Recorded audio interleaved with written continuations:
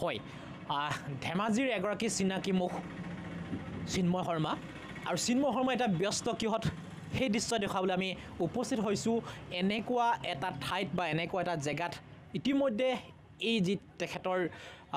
এক প্ৰকাৰ ক'বলৈ গ'লে ব্যৱসায়িক ক্ষেত্ৰ এই ক্ষেত্ৰ অন্য ব্যৱসায়তকৈ অন্যতম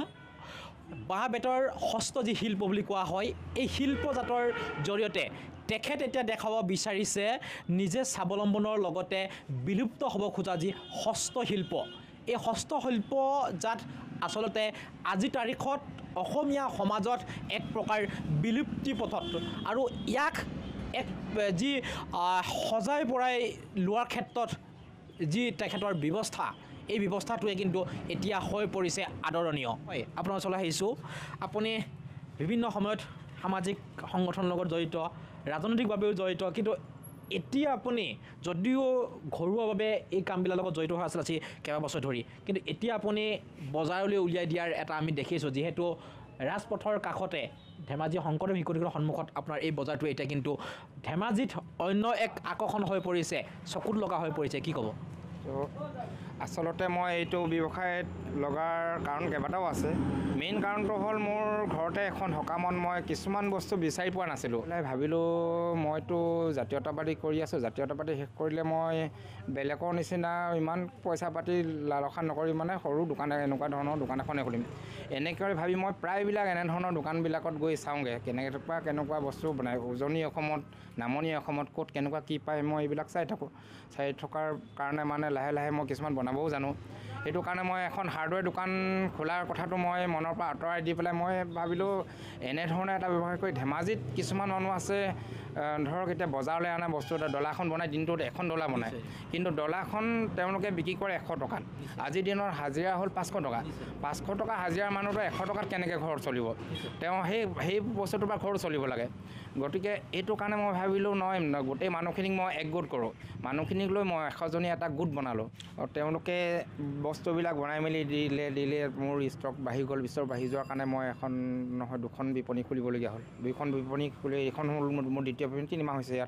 ইয়াৰ পৰা মই দিনটো যিখিনি বিক্ৰী কৰোঁ বিক্ৰী কৰাখিনি তেওঁলোকক বিলাওঁতেই মোৰ শেষ হৈ যায়গৈ ঘৰলৈ প্ৰায় নাথাকেগৈ যিহেতু এইটো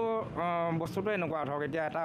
বস্তু বনাওঁতে এদিনৰ হাজিৰা আজিকালি 500 টকা কিন্তু তেওঁলোকে যোনটো এটা বস্তু বনাই পেলাই 500 টকা হাজিৰা ল'ব খুব বেছি 200 টকা পাৰে এইটো 200 টকা হাজিৰাতকৈ বেছি পোৱা মই আজিলৈকে দেখা নাই মানে এখেতেও বনায় কণ্টিনিউ মোৰ দোকানতে থাকি বনায় বাকীবিলাকতো ঘৰতে বনায় ঘৰত বনোৱাখিনি 200 টকা হাজিৰাত মিলাব পাৰে কিন্তু ইয়াত আকৌ খাই বৈ মেলি 200 টকা হাজিৰাত কাম এটা কৰিবলৈ বেয়া তথাপিতো আমি এটা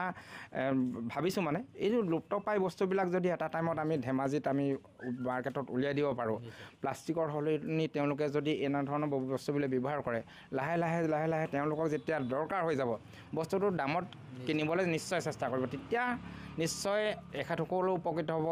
মোৰো সপোনটো সাৰ্থক হ'ব বুলি মই ভাবোঁ নিশ্চয় আমি এটা কথা কওঁ যে মূল্যবৃদ্ধিয়ে কিন্তু যিহেতু আপুনি এটা সময়ত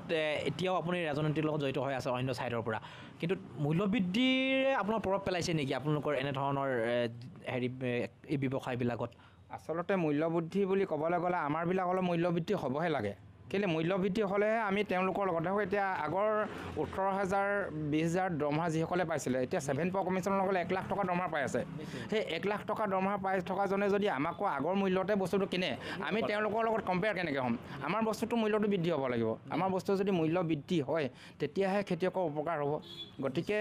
ৰাইজে যদি এনেধৰণৰ যিবিলাক হস্তশিল্প যি হাতেৰে বনোৱা মানুহবিলাকক বস্তু দাম দিবলৈ নিবিচাৰে মূল্য বৃদ্ধি হৈছে বুলি উভতি ধৰে তেতিয়া এই শিল্প নাইকিয়া হৈ যাব গতিকে মই এইবিলাক বস্তু পৰাপক্ষত দাম দিবলৈ ৰাইজে চেষ্টা কৰক মই এইটোৱে অনুৰোধ জনাম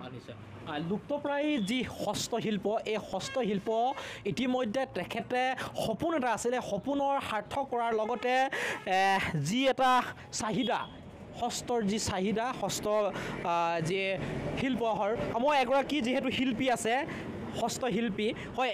আপোনালোকে যিটো নিৰ্মাণ কৰি আছে কিছুমান নাম আছে আপোনালোকৰ এই নামবিলাকৰ মুখ যিটো কোৱা হয় ধৰক মই এটা দৃশ্য দেখাবলৈ চেষ্টা কৰিছোঁ এইটো ডলা ইয়াৰ কি মুখ বুলি কোৱা হয় এইটো অজলা মূৰ বুলি কয় কাৰণ ইয়াত 3ডাল উঠিব 3ডাল 4ডাল উঠিব 2ডাল পৰিব এনেকুৱা ধৰণে বোৱা হয় আৰু এইটো কি মুখ বুলি কোৱা হয় এইটো হ'ল পখিলা মূৰ। এইটো প্ৰথমতে খৰাহি মূৰতে আৰম্ভ কৰে, কিন্তু পাছলৈ ই পখিলা নিচিনা হৈ ওপৰটো তিনদলীয়া হয়গৈ। নিশ্চয় এইটো কি মুখ বুলি কোৱা হয় এইটো মানে এইটো বিচনী মূৰেই, কিন্তু আৰু এটা বিচনী আছে য'ত আখৰ লিখিব পৰা যায়, যিটো মূৰত মানে যিকোনো ছবি আঁকিব পৰা যায়, সেইটো হ'ল অকৰা মূৰ বুলি কয়। হয় এই যিবিলাক কিছুমান আপুনি হেৰাই যাব খোজা নাম কওকচোন, ইয়াতে কি কি নাম আছে?